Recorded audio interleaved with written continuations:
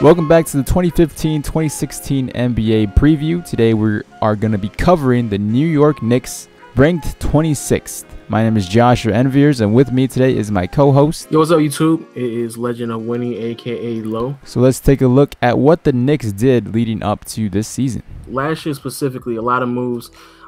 Phil Jackson fully having a full year stepping into the organization. Getting Derek Fisher as a coach for some odd reason. Derek Fisher is the coach. I'm not a fan of players who go from in the league to immediately as a head coach. I'm not a big fan of that, even though Jason Kidd seems to have some type of success in that. I don't necessarily believe in it. I think some ranking an assistant coach would really help. Carmelo Anthony unfortunately missed a good portion of the season last year, and also in the process, for whatever reason, Phil Jackson said, you know what, I'm going to get rid of every single solid player on this team and not get nothing for them. So Tyson Chandler's gone, J.R. Smith, Iman Shumpert, and after that, Tim Hardaway got traded in this offseason, and we're at where we're at right now with this terrible, bummy squad. So now let's take a look at the summer acquisitions by New York. They acquired Aaron Aflalo and Robin Lopez from the Portland Trail Blazers. They also got, minor guys like Derek Williams, who's probably going to start maybe for half the season unless Porzingis could step into that role. Aaron Aflalo is probably one of the more underrated starters in this league, especially that two-guard position. There's not too many players who can do what he does or what he can potentially do. Robin Lopez is another solid center in today's league. And what they lost was huge. At the beginning of the season of last year, they lost Iman Shumpert and J.R. Smith. So the hope was for Tim Hardaway to be the guy at shooting guard. But no, unfortunately, they traded him away to the Atlanta Hawks. Guess they didn't like his shot selection with Carmelo there. They lost Jason Smith. More importantly, they lost Andrea Bargnani. And a bunch of decent role players such as Cole Aldridge. And maybe even, I wouldn't say Quincy Acey, but they lost some pieces. They didn't really gain anything huge, but the big hit for them is probably going to be Tim Hardaway. Now, I do like their draft picks. They got Kristaps Porzingis and Jerian Grant, who's going to be a solid point guard, shooting guard in the league, if I do say so myself. So, are you sold on Porzingis yet? Because I don't. I mean, you have to be if you're a Knicks fan. I'm not a Knicks fan, but you really have to be. I don't think he's going to be a bust, but he is definitely raw. He's going to probably, in my opinion, I'm going to compare him to Giannis Antetokounmpo his rookie year, and hopefully he could develop more than Giannis did. I think the more minutes that he plays earlier on, I think the better for him. When you're playing that power forward or center position, you just need a lot of practice and a lot of trials to kind of understand and get your way around how to work out on the block against other players. A lot of people are over-exaggerating his play in the summer league, and let's just be clear, those are other rookies that he's playing up against. He's going to be playing against pros in a few more months, so we'll see what he looks like when he gets that PT. So let's take a look at the rotation. Robin Lopez, Derek Williams, Carmelo Anthony, Aaron Aflalo, and Jose Calderon.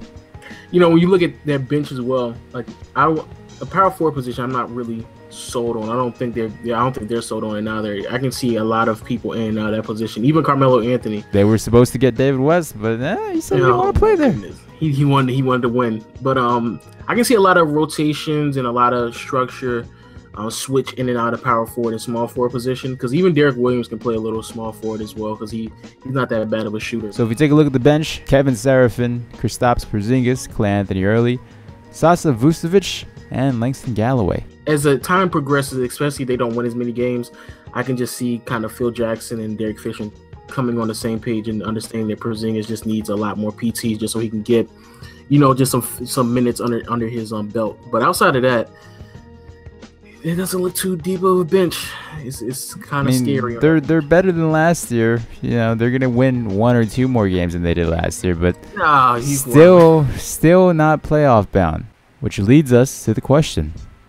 So, like I always say in each video, you probably know by now, but the question is something that me and Josh do each and every video, where I personally ask him and you, the viewer, a question about the specific team that we're talking about. Right now, we're on the Knicks, so please comment in the comment section below.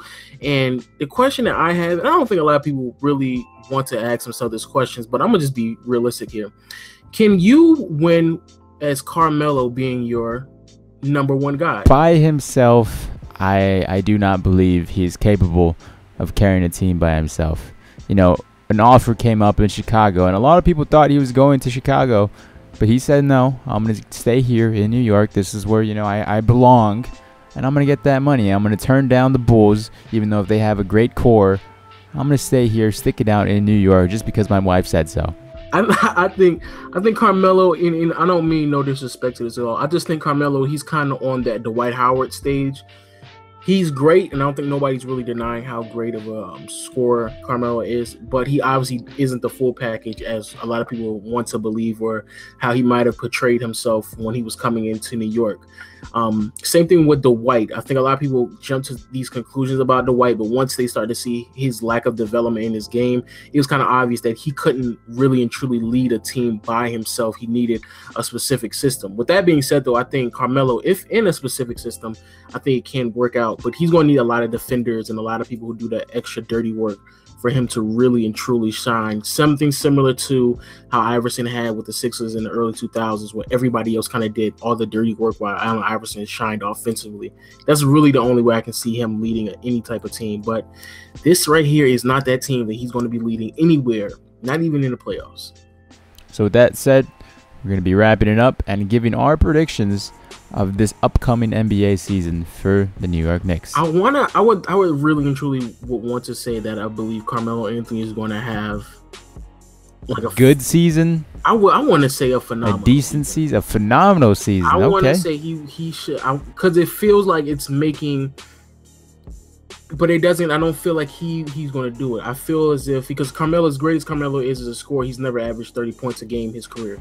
You think he'll give up like he did last season? That's the reason why I think he's going to go through half the season and kind of. He's going to try, but once he sees it's going just as last year, exactly, he may just throw in the towel. Yeah, I think he's going to just give up. I don't think he's going to really go throughout the whole season. And he's not.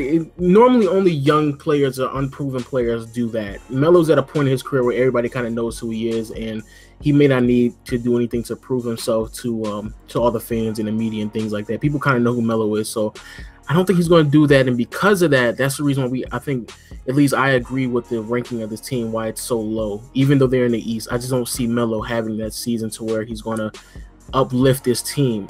But Melo just isn't that type of a player. Overall, this is one of those teams, again, if Carmelo goes down, it may just be over for the New York Knicks. They may try to go all in once again.